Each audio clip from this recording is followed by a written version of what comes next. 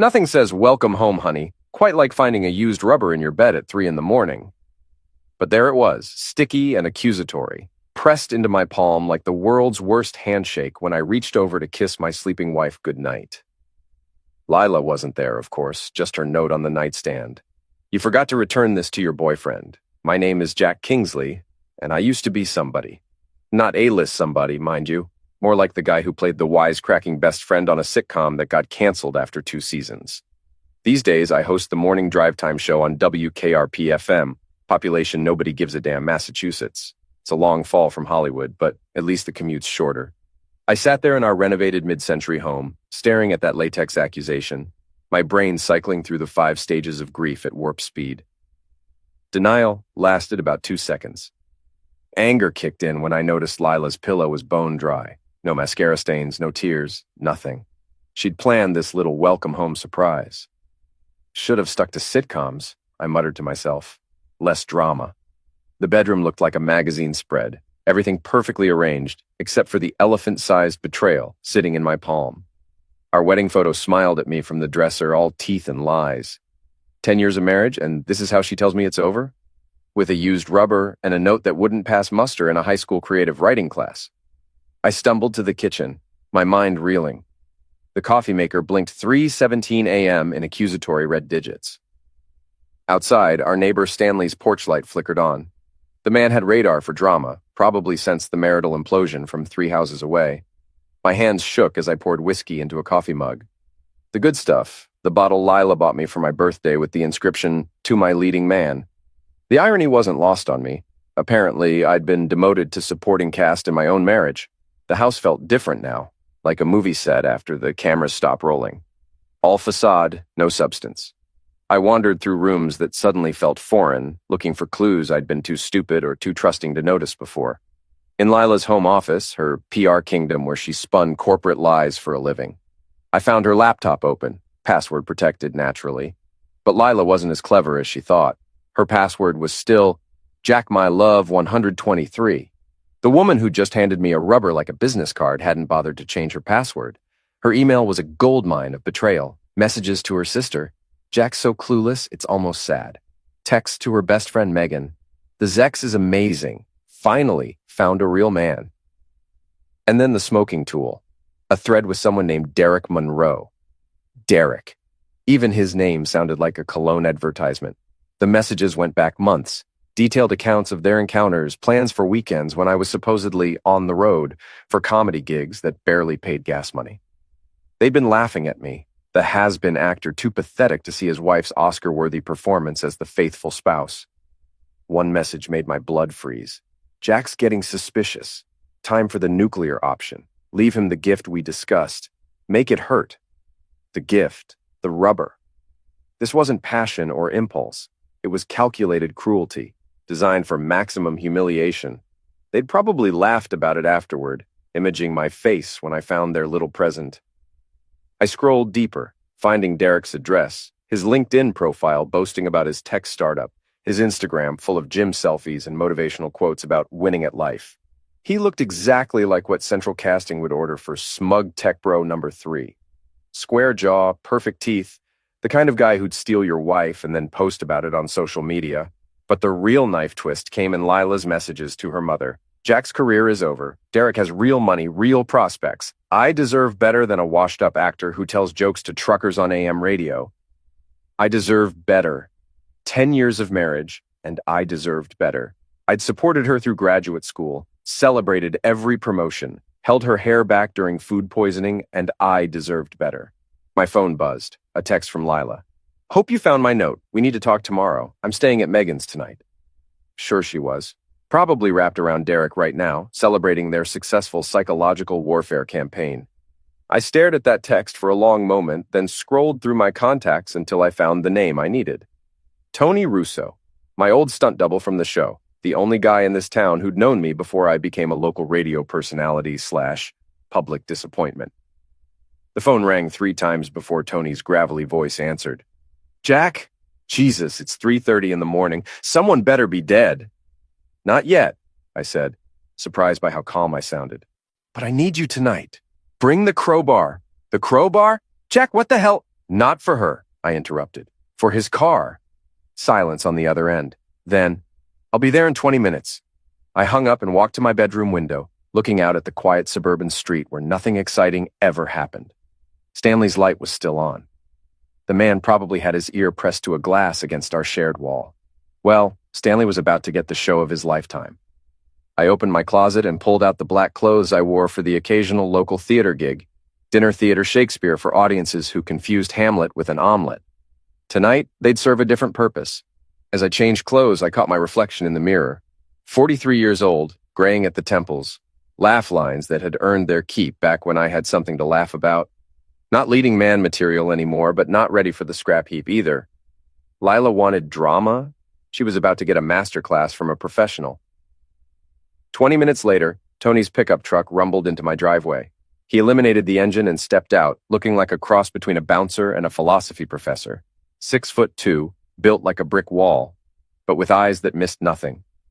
"So," he said, hefting a crowbar from his truck bed, "we're finally doing this?" Doing what? The thing we should have done in high school when Billy Kowalski stole your girlfriend.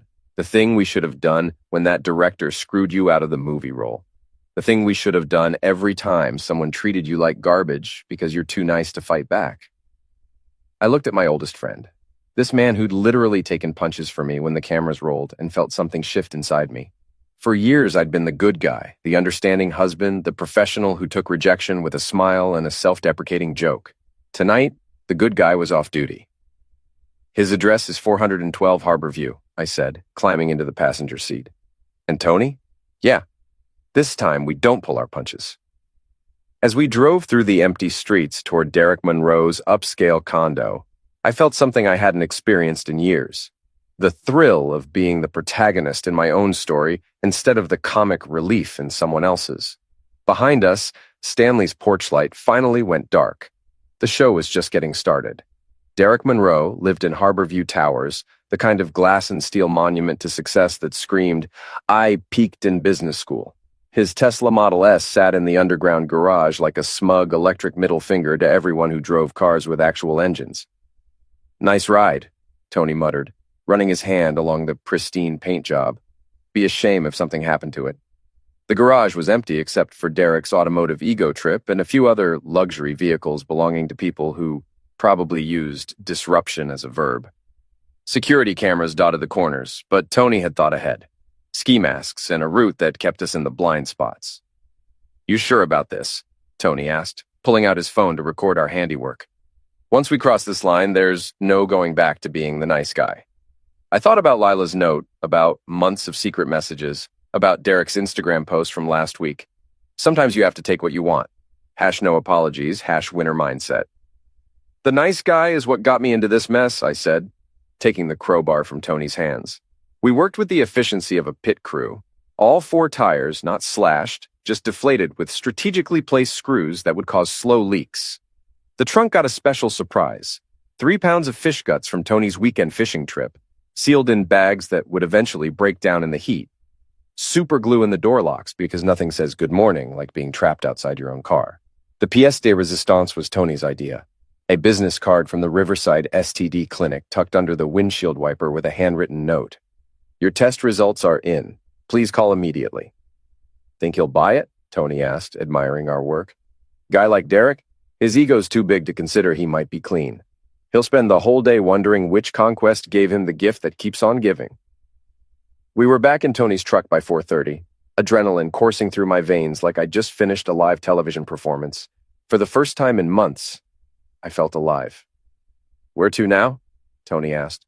"Murphy's Tavern. I need to have a conversation with Megan." Murphy's was the kind of dive bar that opened early for the shift workers and stayed open late for the people who had nowhere else to go.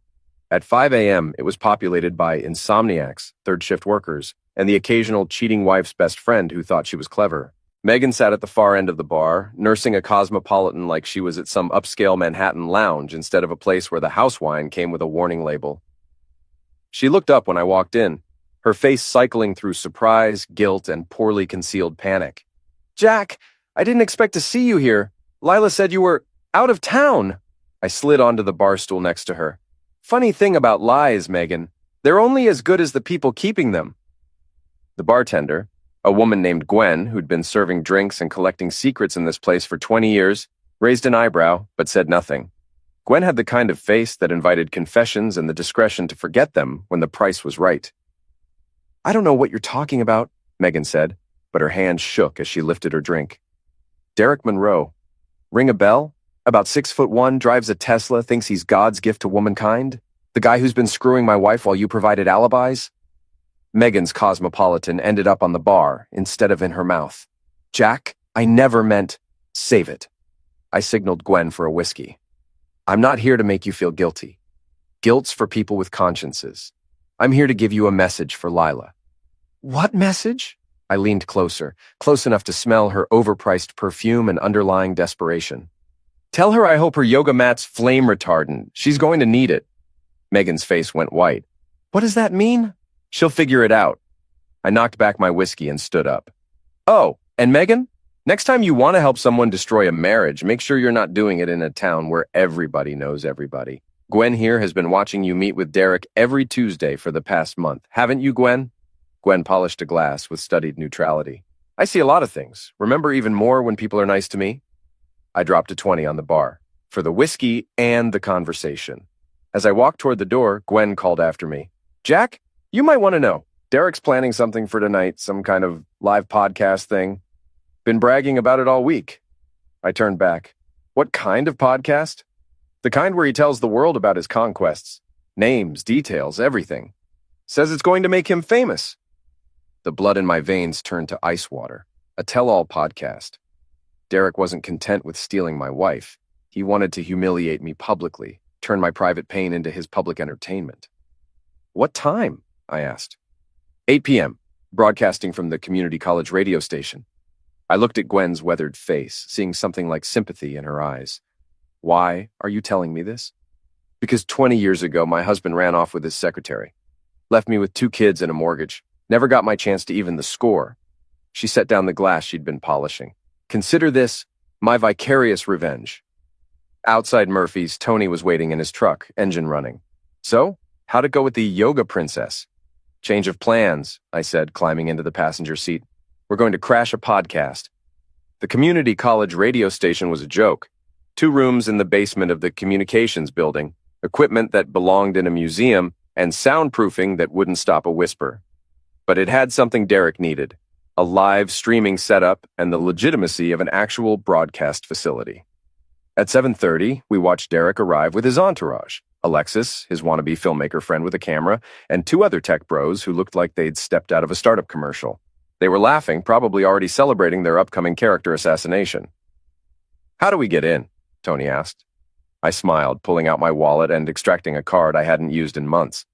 "Faculty parking pass. I did a guest lecture here last semester on media and performance. Turns out, once you're in the system, you're in the system." The building was nearly empty. Just a few night classes, and a janitor who nodded at us like we belonged there. We made our way to the radio station where Derek's voice was already echoing through the thin walls. And that's when I realized this guy's wife was basically throwing herself at me. I mean, what was I supposed to do? Say no? Laughter from his audience. My hands clenched into fists. "The best part is he has no idea. Guy's completely clueless. Still thinks he's some kind of celebrity because he was on TV 15 years ago. It's almost sad, really." More laughter. Through the small window, I could see Derek holding court, Alexis recording everything, the other guys hanging on every word of his conquest story. So there I am, in their bed, his bed, and she's telling me how much better I am than her husband, how he can't satisfy her, how he's a failure as a man, as a provider, as everything. And I'm thinking, this is too easy, like almost boring easy. That's when I stopped being angry and started being tactical. Derek wanted to perform? I'd give him a performance he'd never forget. The radio station had a secondary entrance, a fire door that led directly into the broadcast booth. The lock was older than Derek's entire career, and Tony had it open in 30 seconds. The funniest part is, she left him a little present tonight, a used rubber with a note. Can you imagine his face when he found it? I stepped into the booth, and Derek's voice died mid-sentence. His face went through the same cycle as Megan's. Surprise, recognition, panic. "Ladies and gentlemen," I said, stepping up to the microphone. "Jack Kingsley here, and I'd like to correct a few inaccuracies in tonight's broadcast." Derek lunged for the microphone, but Tony materialized behind him like a brick wall with arms. Sit down, tech boy. The grown-ups are talking. You can't just— This is my show, Derek sputtered. Actually, it's a public access station funded by taxpayer dollars, which means I have as much right to be here as you do. I adjusted the microphone and looked directly into Alexis's camera. Hi, folks. For those just tuning in, I'm the clueless husband Derek's been telling you about. And boy, do I have some stories to share. Derek's face went pale. You're making a mistake, Jack. This is being streamed live. Thousands of people are watching. I'm counting on it. I smiled at the camera. See, Derek here thinks he's pretty clever, thinks he pulled one over on the dumb actor. But here's the thing about actors. We're really good at research. And Derek? Well, Derek's got some interesting secrets of his own. I pulled out my phone, scrolling to the screenshots I'd taken from Derek's social media accounts, his LinkedIn, his company's financial records that were part of public filings. For instance, did you know Derek's startup is 3 months behind on rent? Or that his Tesla is leased, not owned? Or that he's been using investor money to fund his lifestyle while his company burns through cash like a cocaine habit? Derek tried to stand up, but Tony's hand on his shoulder kept him firmly planted. That's confidential information. It's public record, genius. You just have to know where to look. I leaned into the microphone. But here's my favorite part. Derek's been telling everyone he's some kind of sexual conquistador, right? Well, I did a little digging into his dating history. Turns out our boy Derek has a very specific type. Married women with successful husbands. The chat feed on the streaming platform was going crazy. Viewer numbers were climbing by the hundreds. See, Derek doesn't actually want these women. He wants what their husbands have: success, stability, respect. Things you can't buy with daddy's money or fake with motivational Instagram posts. So he targets wives who are going through rough patches, makes them feel special, then uses them to tear down men who've actually accomplished something. Derek's face was red now, sweat beading on his forehead. You're lying. You're just bitter because what? Because my wife chose you? I laughed, and it felt genuine. Derek, my wife didn't choose you. She chose revenge. Against me, against herself, against the life we built. You were just the weapon she picked up. And honestly, she could have done better. The room went silent except for the hum of the broadcasting equipment. Even Alexis had stopped recording, her camera hanging loose in her hands. But here's what really gets me, I continued, my voice dropping to the intimate tone I used for late-night radio. You thought this was about winning. Thought you were the alpha male, the guy who gets the girl and the glory. But you're not the hero of this story, Derek. You're not even the villain. You're just the other man in a bad marriage, the most pathetic character of all. I stood up, looking directly at Derek. My wife wanted to hurt me, and she used you to do it. But the thing is, Derek, when this is all over, when the drama dies down and the excitement wears off, you'll still be you. A trust fund baby with a failing company and a personality disorder, and I'll still be me. A guy who survived Hollywood, network television, and now this. Which one of us do you think is really winning? The streaming platform showed over 2,000 viewers now. The chat was a blur of comments, reactions, people taking sides. Oh, and one more thing, I said, turning back to the microphone. Derek, you might want to check your car when you get home tonight. And maybe call your doctor. You know, just to be safe. I walked out of the booth, Tony following behind me. Derek sat frozen in his chair, his grand podcast turned into his public humiliation. As we reached the hallway, I could hear him trying to salvage the situation. That guy's obviously unstable. Probably dangerous. You can't believe anything he says. But the damage was done. By morning, clips from the podcast would be all over social media. Derek Monroe, the conquering tech bro, reduced to a sweating, stammering mess by a washed-up actor with a radio show. Feel better? Tony asked as we walked to his truck. Getting there, I said. But we're not done yet. My phone buzzed with a text from Lila. What the hell did you do? Derek's all over the internet. People are calling me at work. Fix this now. I typed back. Just getting started, sweetheart. Hope you're ready for Act 2. The night was still young, and I had a marriage to finish burying. By 6 a.m., I was trending on 3 different social media platforms. Jack Kingsley Revenge was climbing the charts faster than a pop song about heartbreak, and the clips from Derek's podcast disaster had been viewed over 50,000 times. My phone hadn't stopped ringing. Local reporters, podcasters, even a producer from a morning talk show in Boston. Apparently, public marital destruction was good for ratings. But the call that mattered came from Detective Linda Marsh, my old friend from high school, who'd chosen law enforcement over show business, a decision that looked smarter every day. Jack, what the hell are you doing?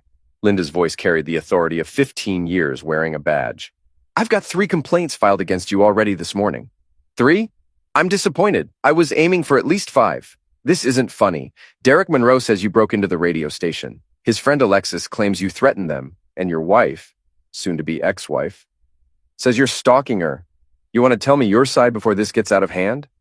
I was sitting in my kitchen watching the sunrise through windows that had framed 10 years of married mornings. The house felt different now. Not like home, but like a movie set waiting to be struck. Linda, did you watch the podcast? About half the department watched the podcast. That's not the point. Derek Monroe has been conducting a months-long affair with my wife, documenting it on social media and planning to broadcast intimate details about our marriage for his entertainment. When exactly did defending yourself become illegal? Silence on the other end. Then, the radio station thing. Did you break in? I used my faculty parking pass and entered through an unlocked door into a public facility during operating hours. If that's breaking and entering, half the community college is guilty. And the threats? I told him to check his car and call his doctor. Given his lifestyle choices, that sounds like health advice to me. Another pause. Jack, I can't protect you if you do something stupid. These people are looking for a reason to paint you as the unstable ex-husband. Don't give them ammunition. Noted. Anything else? Yeah, off the record, Derek Monroe's been on our radar for a while. Financial irregularities, complaints from former business partners, a few maltreatment reports that never went anywhere. If he's stupid enough to keep pushing this, he might not like what we find. After Linda hung up, I poured coffee and scrolled through the social media aftermath. The internet had divided into camps: Team Jack, the wronged husband fighting back, and Team Derek, the successful entrepreneur being maltreated by a jealous has-been. But the comments section told a different story. Women sharing their own cheating husband stories. Men talking about being publicly humiliated by ex-wives. People who'd been betrayed by friends, family, business partners. I'd accidentally tapped into something bigger than my personal drama. A collective rage against being treated like garbage by people who thought they were untouchable. My phone buzzed. Text from an unknown number. Saw the podcast. Derek's company owes my construction firm $40,000. Anything I can do to help? Another. Jack, this is Sarah from high school. Derek hit on me at my husband's funeral last year. Keep fighting. And another. Local reporter here. Have info about Derek you might find interesting. Coffee? I was becoming the center of something I hadn't planned. A movement of people who were tired of being stepped on by entitled narcissists who treated other people's lives like their personal entertainment. But before I could process that fully, my doorbell rang. Through the peephole, I saw Lila standing on my front porch looking like she'd slept in her car. Her perfect PR executive facade was cracked. Makeup smudged, hair disheveled, designer clothes wrinkled. I opened the door. Well, the grieving widow returns to the scene of the crime. We need to talk. Her voice was hoarse, probably from screaming at Derek all night. Now you want to talk? Funny, I thought we covered everything in your note. Very eloquent, by the way. Really captured the essence of our marriage. She pushed past me into the house. Our house. The one we'd renovated together, where we'd planned to grow old and die in matching recliners. You humiliated me, Jack. My boss is asking questions. My clients are canceling meetings. People are staring at me like I'm some kind of monster. Weird how that works, isn't it? Actions having consequences. Almost like the universe has a sense of justice. Lila spun around, and for a moment I saw the woman I'd married. Beautiful, passionate, alive with fury. You think this is justice? Destroying my career because your feelings got hurt? My feelings got hurt? I laughed, and it came out harder than I intended. Lila, you handed me a used rubber like a business card. You let your boyfriend broadcast intimate details about our marriage to strangers. You planned this whole thing to cause maximum psychological damage, and you think I'm the one who went too far? That was different. That was between us. No, that was between you, me, and Derek's internet audience. You made our private business public the moment you decided to become content for his little show. She sat down on our couch, the one we'd picked out together at 3 different furniture stores because she couldn't decide between beige and taupe. Now it looked like evidence from a crime scene. I never meant for it to go this far, she said, and for a second she sounded like the woman who used to laugh at my jokes. What did you mean, Lila? When you started sleeping with Derek, What was the end game? When you left me that note, what did you think would happen? That I'd quietly disappear?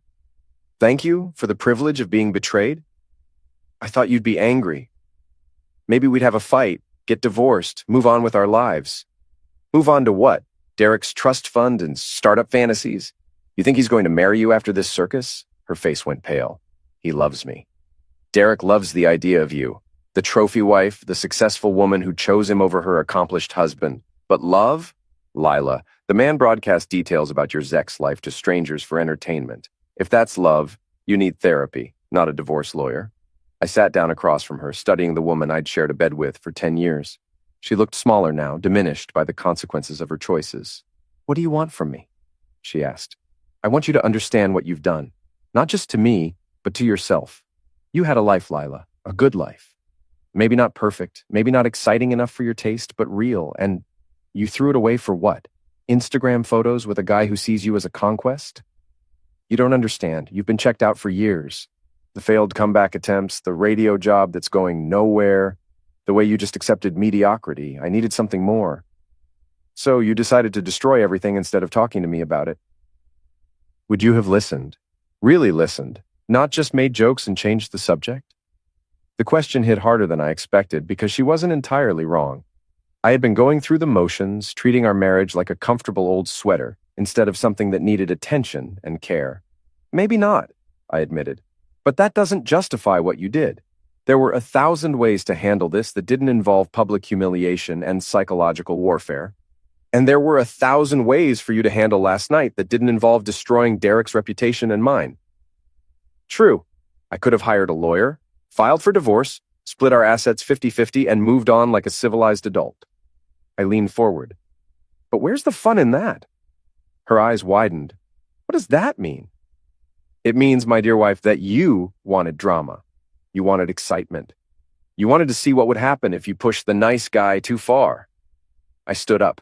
Congratulations. You're about to find out. My phone rang before she could respond. The caller ID showed the local radio station. Jack Kingsley. Jack, it's Mike from the station. We've been getting calls all morning about your podcast appearance. People want to hear more. How would you feel about doing a special show tonight? Your side of the story? Unfiltered? I looked at Lila, who was staring at me with growing alarm. What kind of show? Call-in format. Let people share their own stories about betrayal, revenge, fighting back against people who think they can walk all over you. We're thinking The Last Stand or something like that. I like it. What time? 7 p.m. 2-hour slot, live broadcast, streaming online. We'll promote it all day. Perfect. I'll be there. I hung up and smiled at Lila. Looks like I'm back in show business. Jack, please, this has gone far enough. Derek's already talking about suing you for defamation. If you keep pushing, he'll what? Sue me for telling the truth? Bring it on. Discovery is going to be a real witch for Derek when we start subpoenaing his financial records, his text messages, his dating history. She stood up, smoothing her wrinkled skirt like she was trying to hold herself together. I'm going to stay at my sister's for a while, until this blows over. Good idea, but Lila, it's not going to blow over. This is just getting started. After she left, I called Tony. How do you feel about being a radio co-host? Depends. Are we going to get sued? Probably, but we're going to have a hell of a lot of fun first. I'm in. What do you need? Research. Derek's business, his dating history, his social media presence, everything. If we're going to war, I want to know exactly who we're fighting. Consider it done.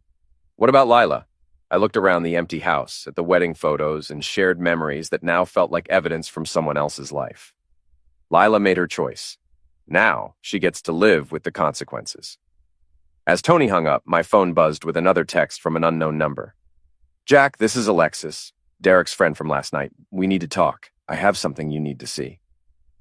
I stared at the message, wondering what Derek's filmmaker friend could possibly want to tell me. Then I typed back, Murphy's Tavern, 1 hour. The game was changing, and I was finally ready to play. Alexis looked nothing like I expected. Instead of the hipster filmmaker stereotype, she was mid-30s, professionally dressed, with the kind of sharp intelligence that made me understand why she'd been documenting Derek's exploits. She slid into the booth across from me at Murphy's, clutching a laptop bag like it contained nuclear secrets. You're not what I expected either, she said, studying my face. Derek painted you as this pathetic loser, but you handled yourself pretty well last night. Thanks, I think. What did you want to show me? Alexis opened her laptop and angled the screen toward me. I've been filming Derek for 3 months. Started as a documentary about young entrepreneurs, but it turned into something else entirely. The video showed Derek in his condo, talking to someone off camera, probably Alexis. But his words made my blood run cold. The thing about married women is they're so grateful for attention. You make them feel special, tell them their husbands don't appreciate them, and they'll do anything. It's like emotional manipulation 101. Another clip, Derek laughing with his tech bro friends. I've got this actor's wife completely hooked. Guy has no idea. The best part is she thinks I'm going to leave my comfortable life for her. As if, and then the smoking tool.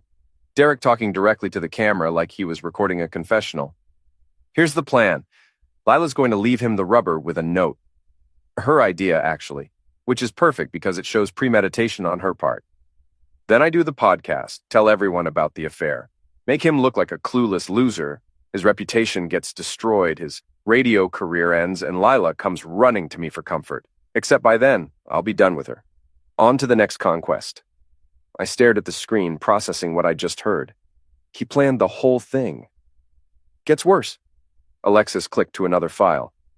This is from 2 weeks ago. Derek's voice again. If the husband gets suspicious or tries to fight back, we'll claim he's unstable, maybe dangerous. Lila's already agreed to say he threatened her. With her PR background and my social media following, we can destroy his credibility completely, make him unemployable. Jesus Christ. There's more. Another clip. Derek and Lila together in his condo. The beauty of this plan is that we're not just ending your marriage. We're ending him, his career, his reputation, his future. By the time we're done, Jack Kingsley will be a cautionary tale about what happens when you don't appreciate what you have. I sat back in the booth, my mind reeling. This wasn't an affair that got out of hand. It was a coordinated campaign of psychological destruction, planned and executed with the precision of a military operation. Why are you showing me this? I asked. Alexis closed the laptop. Because Derek's a sociopath, and I was too caught up in the documentary to see it at first. But after last night, watching him panic when you turned the tables, I realized what I'd been documenting wasn't entrepreneurial ambition. It was huntery behavior. What do you want in return? Permission to use everything in my film. Derek's manipulation, your revenge, the whole story. But I want to tell it truthfully. Show him for what he really is. I thought about it. A documentary that exposed Derek's methods could prevent him from doing this to other couples. Deal, but I want copies of everything. Already burned to a flash drive. She slid a small device across the table. Jack, there's something else. Derek's not done. He's planning something for tonight, some kind of public confrontation during your radio show. What kind of confrontation? I don't know the details, but he's been making calls all day. Something about showing up with proof that you're unstable and dangerous. I pocketed the flash drive and stood up. Let him come. I'll be ready. Back home, I spent the afternoon preparing for war. The flash drive contained hours of footage. Derek's manipulation tactics, his plans to destroy me, his casual cruelty toward Lila and other women. It was a masterclass in narcissistic misuse, documented by the perpetrator himself. But the most damaging clip was Derek talking to his father. Apparently, his trust fund was contingent on maintaining a respectable public image. If his sociopathic tendencies became public knowledge, Daddy's money would disappear. I called Linda Marsh. I need to see you, officially. What's wrong? I have evidence of a conspiracy to commit defamation, maltreatment, and possibly fraud. Can you meet me at the station? An hour later, I sat in Linda's office, watching her review Alexis's footage. Her expression grew darker with each clip. This is premeditated psychological misuse, she said finally. The planning, the coordination, the intent to destroy your reputation and livelihood. We could probably make criminal charges stick. What would you recommend? Honestly, let us handle it. File a complaint, let the system work. Derek Monroe is about to have a very bad day. And if I want to handle it myself, Linda leaned back in her chair, then you didn't hear this from me. But if someone were to, hypothetically, use this evidence to defend themselves against false accusations, that would be within their legal rights. And if that same person were to, hypothetically, Make this evidence public to protect other potential sufferers. That would be a public service. Hypothetically. Hypothetically. At 6 p.m., I arrived at the radio station to find a crowd gathering outside. Word about tonight's show had spread through social media, and people were actually showing up to watch a radio broadcast, something that hadn't happened since the 1940s. Tony was waiting in the parking lot with Gwen from Murphy's, and about 20 other people I recognized from around town. "What's all this?" I asked. "Your fan club," Gwen said. "Turns out a lot of people have been waiting for someone to stand up to entitled pricks like Derek Monroe. You're kind of a folk hero now." "Great. No pressure." Inside the station, Mike, the program director, was practically vibrating with excitement. "Jack, we've got over 500 people signed up for the online stream, and it doesn't start for an hour. This is the biggest audience we've ever had." I settled into the broadcast booth, testing the microphone and organizing my notes. The flash drive sat on the desk like a loaded weapon, waiting for the right moment. At exactly 7 p.m., Derek Monroe walked through the front door of the radio station with an entourage that looked like a corporate legal team. Lila was with them, wearing sunglasses indoors and looking like she'd rather be anywhere else. "Showtime," I said into the microphone as the on-air light flickered on. "Good evening, folks. This is Jack Kingsley, and welcome to The Last Stand, a show about fighting back when people think they can walk all over you." The phone lines lit up immediately. Callers sharing stories of cheating spouses, backstabbing friends, employers who treated them like garbage. But I could see Derek through the booth window, pacing like a caged animal, waiting for his moment. "We've got a special guest tonight," I continued. "Derek Monroe, the tech entrepreneur who's been making headlines for all the wrong reasons. Derek, would you like to come in and share your side of the story?" Derek burst through the booth door like he'd been shot from a cannon. "You're damn right I want to share my side. This man is a stalker, a criminal, and a danger to the community." Strong words. Can you back them up? "I have witnesses. I have evidence. This man broke into private property, threatened me, and has been maltreating my girlfriend." "Your girlfriend being my wife?" "Your ex-wife. She's filing for divorce tomorrow, and she's going to tell the court exactly what kind of man you really are." I looked at Lila, who was standing in the doorway, looking like she wanted to disappear.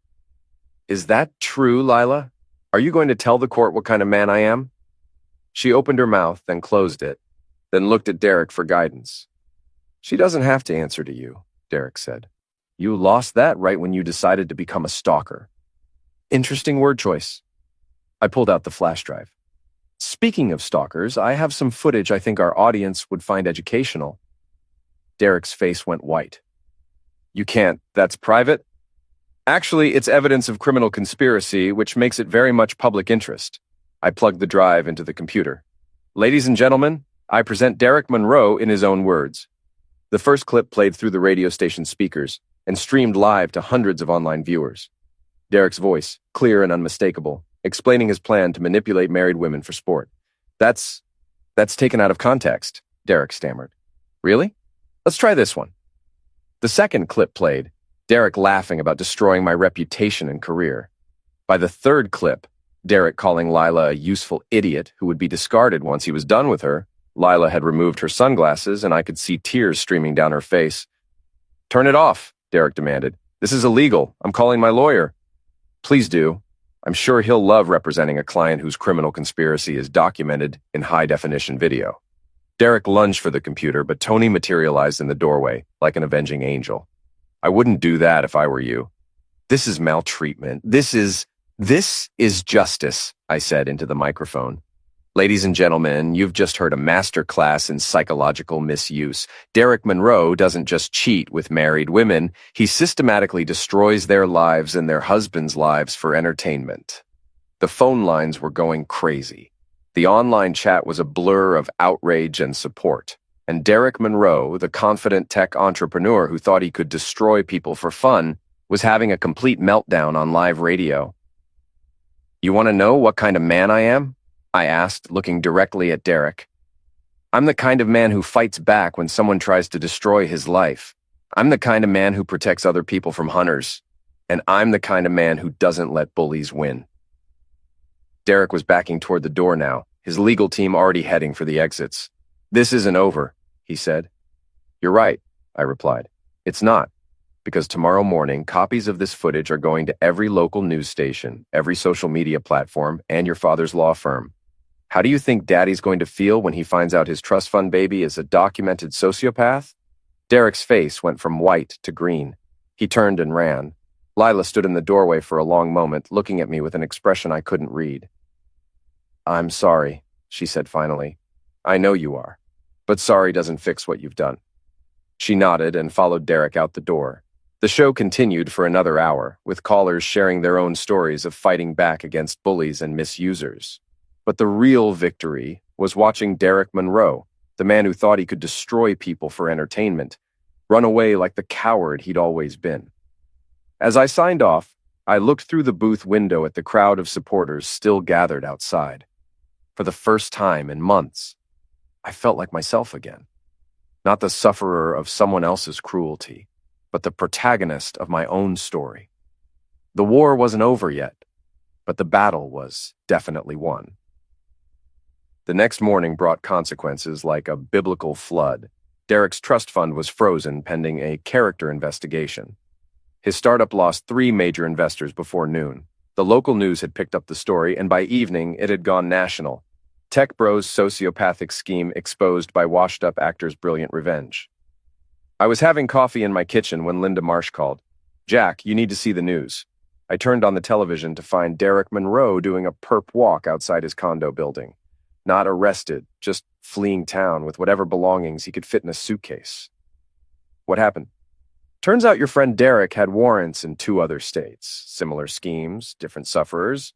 The FBI's been looking for him for 8 months. You're kidding. Fraud, identity theft, stalking. This guy's been running the same con for years. Target successful married couples, seduce the wife, destroy the husband, then disappear when things get too hot. You just happen to be the first sufferer who fought back effectively." I sat down hard in my kitchen chair. "So Lila wasn't his first?" "Not even close. We found evidence of at least 6 other couples over the past 3 years. Always the same pattern: psychological manipulation, public humiliation, financial destruction. You exposing him probably saved a dozen other marriages." After Linda hung up, I sat in my empty house processing the magnitude of what had happened. Lila hadn't just cheated on me. She'd been the sufferer of a professional con artist who specialized in destroying families for profit. It didn't excuse what she'd done, but it explained it. My phone rang. Lila's number. "I saw the news," she said without preamble. "Where are you?" "My sister's. Jack, I need you to know I never meant for it to go this far. He told me you didn't love me anymore, that you were planning to leave me anyway. He said he was protecting me from being abandoned." Classic manipulation. Make the sufferer think they're being rescued instead of exploited. I know that now, but at the time, it felt real.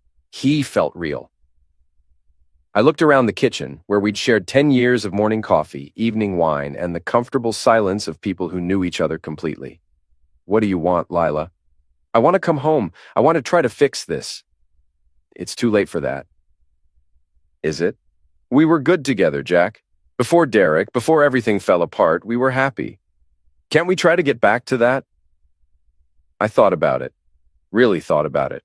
The woman I'd married was still in there somewhere, underneath the damage Derek had inflicted. Maybe we could rebuild. Maybe love was stronger than betrayal. Then I remembered the rubber in my hand, the note on the nightstand, the months of lies and manipulation, the planning, the cruelty, the way she'd looked at me like I was pathetic for not seeing what was happening. "No," I said. "We can't." "Jack, please." "Lila, you didn't just cheat on me. You participated in a plan to destroy my life for someone else's entertainment. You were going to claim I threatened you. You were going to help him ruin my career, my reputation, my future. That's not a mistake. That's a choice." Silence on the other end. "Derek may have manipulated you into the affair, but nobody forced you to be cruel about it. Nobody made you leave me that note. Nobody made you agree to help destroy me. You did that because some part of you wanted to." "That's not true, isn't it? You said I'd been checked out for years. Maybe you're right. Maybe I wasn't the husband you needed. But instead of talking to me about it, instead of trying to fix our marriage or asking for a divorce, you chose to burn everything down and dance in the ashes." More silence. "I'm filing for divorce tomorrow," I continued. You can have the house, half the assets, whatever you want, but I'm done. With the marriage, with the drama, with pretending that love is enough to overcome deliberate cruelty. So that's it? 10 years, and you're just walking away? No, Lila. You walked away 10 years ago. I'm just finally accepting it. I hung up and sat in the silence of my empty house. Outside, Stanley was mowing his lawn, probably disappointed that the show was over. But it wasn't over. Not quite yet. That evening, Murphy's Tavern threw an impromptu celebration. Half the town showed up to toast the local hero who'd taken down the big bad tech bro. Gwen kept the drinks flowing. Tony told increasingly embellished versions of our midnight car vandalism, and I found myself holding court like the protagonist I'd always wanted to be. Speech, someone called out. Speech, speech. I stood up, looking around at the faces of people who'd watched me fall from minor celebrity to local radio host to loser to folk hero in the span of a week. I'm not good at speeches, I said. I'm better at dialogue. So let me just say this. Sometimes life casts you as the sufferer. Sometimes you're the comic relief. Sometimes you're that guy who gets the girl, and sometimes you're the guy who loses everything. The bar went quiet. But every once in a while, if you're lucky and you're smart and you're just pissed off enough, you get to be the guy who fights back. The guy who says, no more. The guy who refuses to let the bullies win.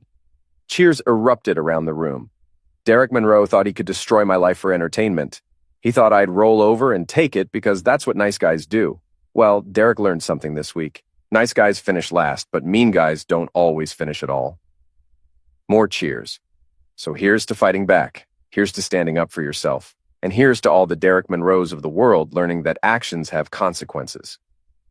I raised my glass. To the last stand. To the last stand. The crowd roared back. As the celebration continued around me, I stepped outside for some air. The Massachusetts night was cool and clear, full of possibilities I hadn't seen in years. My phone buzzed with a text from an unknown number. Jack, this is Rebecca from Channel 7 News. We'd like to offer you a weekly segment, Fighting Back with Jack Kingsley. Interested? Another text. Jack, this is David from Beacon Publishing. We want to discuss a book deal about your experience. When can we talk? And another. Mr.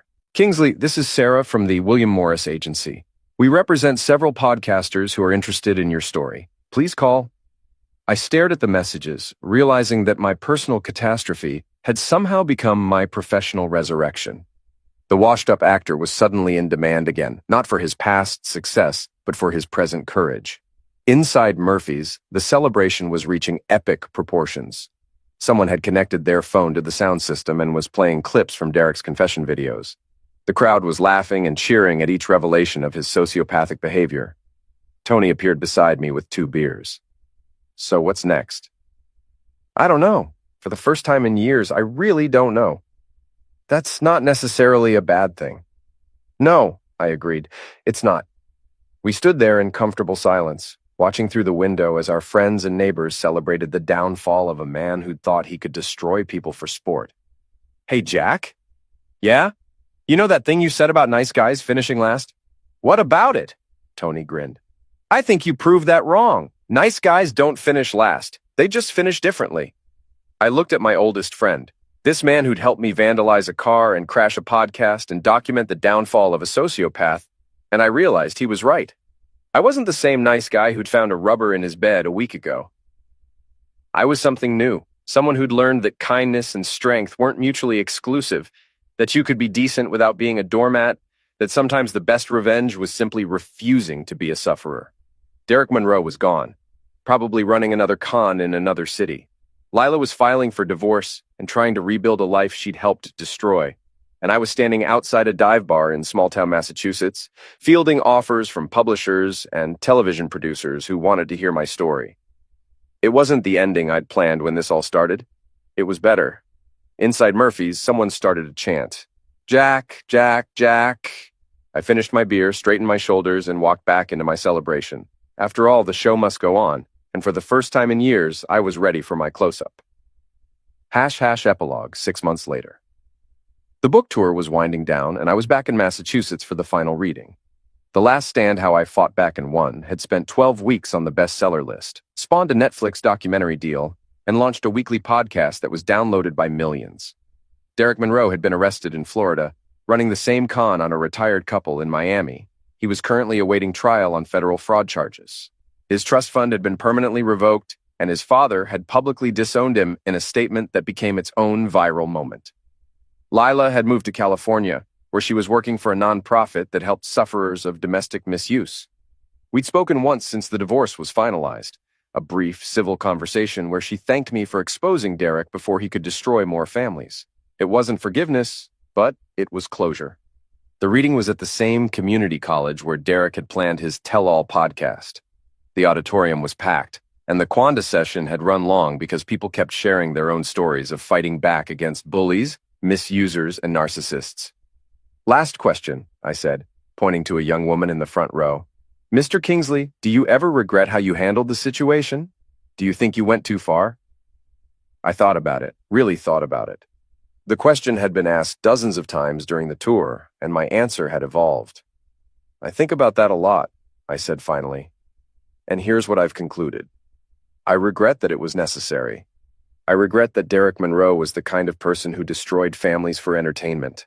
I regret that my wife was vulnerable to his manipulation. I regret that our marriage ended the way it did." The auditorium was silent. But do I regret fighting back? Do I regret refusing to be a sufferer? Do I regret exposing a hunter who was hurting other people? No, I don't regret that at all. Applause filled the room. The thing about bullies is that they count on their sufferers being too polite, too scared, or too broken to fight back. They count on us being nice while they destroy our lives. Well, sometimes nice isn't enough. Sometimes you have to be willing to get your hands dirty to protect yourself and the people you care about. More applause. But here's the important part. Fighting back doesn't mean becoming them. It means refusing to let them win. It means standing up for yourself without losing your humanity. It means being strong enough to say no more and smart enough to do it legally. After the reading, I signed books and shook hands and listened to stories from people who'd found the courage to stand up to their own Derek Monroes. A woman who'd exposed her embezzling business partner. A man who'd fought back against a stalker ex-girlfriend. A teenager who'd recorded his bullies and gotten them expelled. Each story was different, but they all had the same theme. Ordinary people finding extraordinary courage when pushed too far. As the crowd thinned out, I noticed a familiar figure waiting by the exit. Tony Russo, wearing a suit that probably cost more than his truck. "Look at you, all fancy," I said. "Look at you, best-selling author. Who would have thought?" We walked out to the parking lot together, past the spot where Derek's Tesla used to sit before we filled it with fish guts and deflated its tires. "So what's next?" Tony asked. "Movie deal? Television series? Presidential campaign?" "Funny you should ask." I pulled out my phone and showed him the email I'd received that morning. "Netflix wants to turn the book into a limited series.